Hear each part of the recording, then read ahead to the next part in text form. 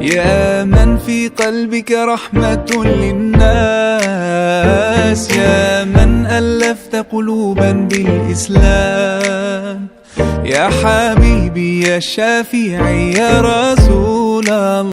Hello everyone, আসসালামু আলাইকুম। আশা করি তোমরা সবাই খুব ভালো আছো। আমিও আলহামদুলিল্লাহ ভালো আছি। আজকে তোমাদের সাথে আমি রামাদান ডে 4 এর ব্লগটা শেয়ার করব, যেটা ছিল 22শে ফেব্রুয়ারি 2026। আজকে সকালে আমার ভার্সিটির বাস ছিল 8:30টায়, যেটা টঙ্গী থেকে ছাড়া হবে। তো আমি 6:30টার একটু পরপরই গাজীপুর থেকে রওনা দিই, আর 8টার মধ্যেই আমি টঙ্গীতে এসে পৌঁছে যাই।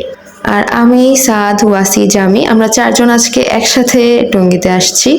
তো যেহেতু জাস্ট টাইমের আগেই আমরা চলে আসছি, তো সেজন্য এখানে এসে আমরা বাসের জন্য ওয়েট করছিলাম।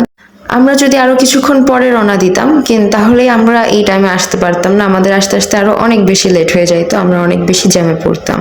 তো আমি 10:30টার মধ্যেই আমার মেসে চলে আসি, আর আমার ক্লাস ছিল 11টা 20-এ। কিন্তু আমি মেসে আসার পরে আমার আর শরীরটা সেরকম একটা ভালো লাগছিল না। তো আমি সেজন্য ভাবলাম যে আজকে আমি আর ক্লাসে যাব না। আর আজকে খুব ইম্পর্টেন্ট তেমন কোনো ক্লাস ছিল না যেটার পড়া আমি পরে আমার ফ্রেন্ডদের থেকে নিয়ে নিতে পারবো। তো সেই জন্য আমি আজকে ক্লাসটা মিস দিই। আমার আসলে ইচ্ছে ছিল আমি আমার মিড এক্সামের পর থেকে ফাইনাল পর্যন্ত একটা ক্লাসও আর মিস দিব না, কিন্তু তবুও আজকের ক্লাসটা মিস হয়েই গেল। তো যেহেতু ক্লাস মিস হয়ে গেল, তো আমি সেজন্য ভাবলাম যে আচ্ছা তাহলে ঘরে আছি, তাহলে আজকে একটু কোরআন শরীফটা পড়ি। তো এই জন্য আমি এখানে কোরআন শরীফ পড়ছিলাম। আর এই তারিখে আমি আসার সময় আমার কোরআন শরীফটা নিয়ে আসছি। যেমনটা আমি তোমাদেরকে বলছিলাম যে আমরা যদি রেগুলারলি 5 ওয়াক্ত নামাজের পরে 4 পৃষ্ঠা করে পড়ি, তাহলে 4 × 5 = 20 পৃষ্ঠা আমরা ডেইলি পড়তে পারি। আর একটা পারাতে 20 পৃষ্ঠা করে থাকে। তো এইভাবে চাইলে আমরা ডেইলি এক পারা কমপ্লিট করতে পারি।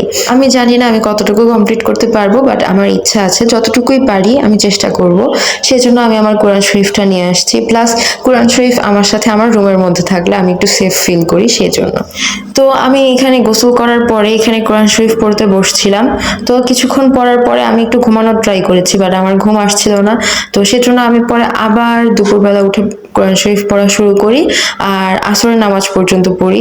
তারপর আমি আসরের নামাজ পড়ে আমার ইফতার রেডি করার প্রিপারেশন নেই। আমি যেহেতু তোমাদেরকে প্রমিস দিছি যে আমি রেগুলার ব্লগ আপলোড করব, তাই রমজানের 30 দিনের 30টা ব্লগই আমি আপলোড করব ইনশাআল্লাহ। বাট সেগুলা সবগুলা যে প্রোডাক্টিভ হবে এমন কোনো কথা নেই। আমি চেষ্টা করি, বাট সব সময় আমাদের লাইফ প্রোডাক্টিভ ভাবে লিড করা যায় না। তো ইফতারের কিছুক্ষণ আগে আমি খেয়াল করলাম যে আমার বাসায় আজকে কোনো মুড়ি নাই।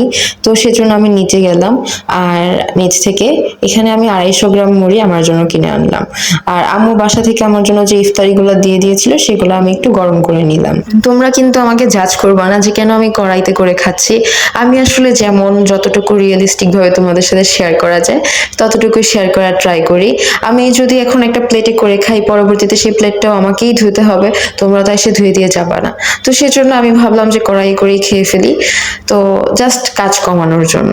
আর এই তো আমার ইফতার করা কমপ্লিট। আর ইফতার বা সেহেরি দুটোটার পরেই, সেহেরির পরেও ইফতারের পরেও আমার 1 কাপ ম্যান্ডেটরি চা আমার লাগেই, নয়তো আমার প্রচন্ড মাথা ব্যথা করে। তো ইফতারের পরে আমি এখানে চা খাচ্ছিলাম, আর তারপরে আমি আমার মাগরিবের নামাজ পড়ি, আর তারপরে আমি আমার ঈশার নামাজ কমপ্লিট করি। আর এখানে আমি আমার রাতের খাবার খাচ্ছিলাম। আর আজকের মেনুতে ছিল মুরগির মাংসের কোরমা আর হচ্ছে সাদা ভাত। তো মুরগির কোরমাটা আমি আজকে আমার পছন্দের পিসটাই পেয়েছি, আর মজা করেই খাচ্ছিলাম। এখানে একটা পিস আমার এখন খাওয়ার জন্য, আর একটা পিস আমার সেহরিতে খাওয়ার জন্য। আর এটা ছিল সয়াবিনের তরকারি। আমি আসলে কখনো সয়াবিন খাই নাই। তো সেই কথা যখন আমি হিয়াপুকে বললাম, হিয়াপু আমাকে বলল যে আপুর আম্মু অর্থাৎ আন্টি অনেক মজা করে সয়াবিন বানায়। তো সেজন্য আপু আন্টিকে বলে আমার জন্য সয়াবিন রান্না করিয়েছে। আর হিয়াপু হচ্ছে আমার রুমমেট আপু। আপু আমার রুমমেট আপু হলেও আপু খুব কম সময়ের মধ্যে আমাকে আপুর ছোট বোনের মতন ক্লোজ করে নিয়েছে।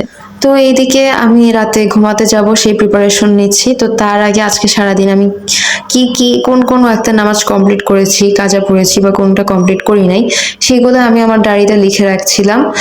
আর পরের দিনের তারাবি তো আজকে রাতে ছিল, তো সেই তারাবি তো আমার পড়া হয় নাই, সেটাও আমি মার্ক করে রাখছিলাম।